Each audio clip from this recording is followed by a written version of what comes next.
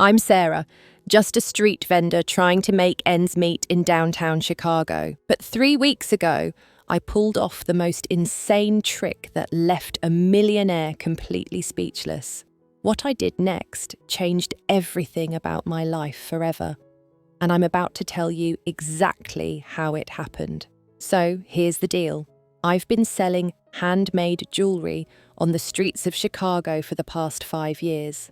Every single day, rain or shine, I'm out there with my little folding table, trying to scrape together enough money to pay rent on my tiny studio apartment. The American dream? More like the American struggle, if you ask me. My jewelry isn't fancy. I make it myself from recycled materials, old coins, broken electronics, whatever I can find. But people love it because each piece tells a story. I've got regulars who stop by, tourists who think it's cool, and honestly, most days I barely make enough to buy groceries. 3 weeks ago, I was having the worst day ever. It was freezing cold. Hardly anyone was walking by, and I'd only sold 2 pieces the entire morning. I was seriously considering packing up and going home when this sleek black Tesla pulls up right in front of my spot. Out steps this guy in a $1,000 suit, perfectly styled hair, the works. He looked like he just walked off the cover of Forbes magazine. This millionaire, and I could tell he was loaded just by looking at him, walks straight up to my table. He's got this arrogant smirk on his face, like he's about to do me some kind of favor. He picks up one of my necklaces, examines it for like 10 seconds, then puts it down and says, "How much for the whole collection?" I'm thinking, okay, this is it. This is my big break. Maybe this rich guy is going to buy everything and I can finally pay off my credit cards. So I tell him, well, I've got about 50 pieces here. They range from $15 to $40 each. So maybe $1,200 for everything, he laughs. Not a nice laugh, but this condescending chuckle that made my skin crawl. $1,200 for this junk? I'll give you $200 cash right now. Take it or leave it. $200 for 5 years of my work, my art, my life. I was so broke that part of me wanted to say yes, but something inside me snapped. That's when I remembered something my grandmother always told me. Sarah, honey, never let anyone make you feel small. You've got more tricks up your sleeve than you know. I looked at this millionaire standing there, expecting me to jump at his insulting offer, and I knew I had to do something crazy. But here's the thing, I wasn't just going to get mad, I was going to get clever. You know what? I said, trying to keep my voice steady. I've got a better idea. How about we make this interesting? He raised an eyebrow. What do you mean? I'll bet you that I can tell you something about yourself that will blow your mind. Something so personal, so specific, that there's no way a street vendor like me could possibly know it. If I'm right, you pay me the full $1,200. If I'm wrong, I'll give you everything for free. The guy started laughing again. You're nuts. What are you, some kind of psychic? Maybe, I said with a shrug. But are you brave enough to take the bet? I could see his ego kicking in. Rich guys like this, they can't resist a challenge, especially when they think they're guaranteed to win. He looked around at the few people who had stopped to watch, pulled out his phone to probably check his schedule, then put it away. Fine, he said. But when you lose, I'm not even paying you the $200. I'm taking your stuff for free and reporting you to the city for running an illegal business. My heart was pounding, but I stayed cool. Deal. Now here's where it gets really crazy. While he was talking, I had been watching him super carefully. See, when you spend 5 years on the street, you learn to read people, you notice things, and this guy, he had tells written all over him. First, I noticed his watch. It was expensive, but it was slightly loose on his wrist. Second, he kept unconsciously touching his left jacket pocket. Third, when he pulled out his phone, I caught a glimpse of his wallpaper. It was a picture of a golden retriever. Fourth, he had a slight tan line on his ring finger where a wedding ring used to be. But the real kicker When he was being all arrogant and condescending, he kept glancing at this specific building across the street. Not just looking around randomly, he was looking at one particular window on the 3rd floor. "Okay," I said, taking a deep breath. "Here's what I know about you." The small crowd that had gathered got quiet. Even the traffic seemed to die down for a moment.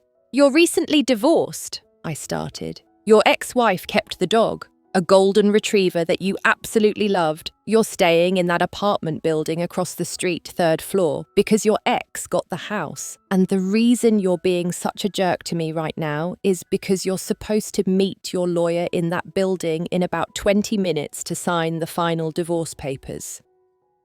His face went completely white, like all the colour just drained out of it. The crowd started murmuring. "But wait," I continued, "there's more. You're not actually as rich as you're pretending to be.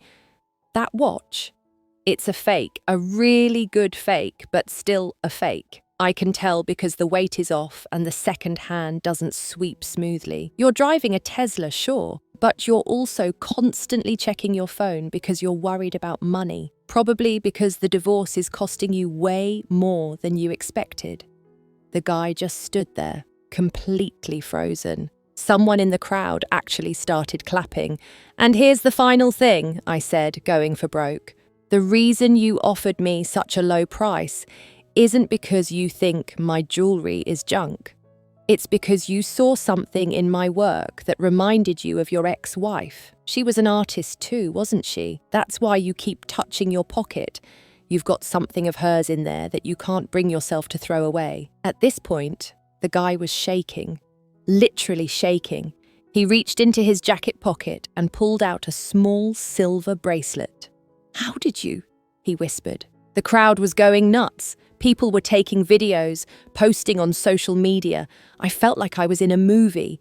That's when everything changed. The millionaire, whose name was David, I found out later, just broke down right there on the sidewalk. All that arrogance, all that condescension, it just melted away and he started crying. "She made this," he said, holding up the bracelet. "My ex-wife made this for our 1st anniversary. I've been carrying it around for months and I don't know why. The divorce was finalized this morning and I've been walking around the city feeling like garbage, taking it out on everyone I meet." My heart stopped. Here I was, thinking I was going to embarrass this rich jerk. And instead I had just called out a guy who was going through the worst day of his life. "I'm so sorry," I said. "I didn't mean to." "No," he interrupted. "You were right about everything. The watch is fake. The money's almost gone, and I've been pretending to be someone I'm not because I'm scared of starting over." He looked at my jewelry with completely different eyes. "Your work, it's beautiful. It's real. It's everything mine isn't right now." Then he did something that absolutely blew my mind. He pulled out his wallet and counted out not $1,200, but $2,000. "I want to buy everything," he said. "Not because I pity you, but because you just taught me something I forgot. You showed me that being real, being authentic, being clever, that's worth more than any amount of money." The crowd was losing it. People were cheering, clapping, filming everything. Someone yelled, "This is going viral." But the craziest part, David looked at me and said, "I want to invest in your business. I want to help you take this to the next level. Will you let me?" I was freaking out. Would you have said yes in my situation? That was 3 weeks ago, and my life has completely changed. David wasn't just throwing money around, he was serious. He helped me set up an online store, connected me with suppliers, and even helped me get a booth at the Chicago Art Fair next month. But the best part, we became real friends. Turns out, when you strip away all the pretense and just be honest with someone, amazing things can happen. He's not trying to buy his way out of his problems anymore, and I'm not just surviving day to day. My jewelry business is booming. I've got orders coming in from all over the country, and it all started because I took a crazy risk and decided to be clever instead of bitter. The American dream isn't about getting rich quick. It's about believing in yourself enough to take that leap when the moment comes. If this story inspired you, smash that like button, drop a comment telling me about a time you took a crazy risk, and subscribe for more insane stories like this one.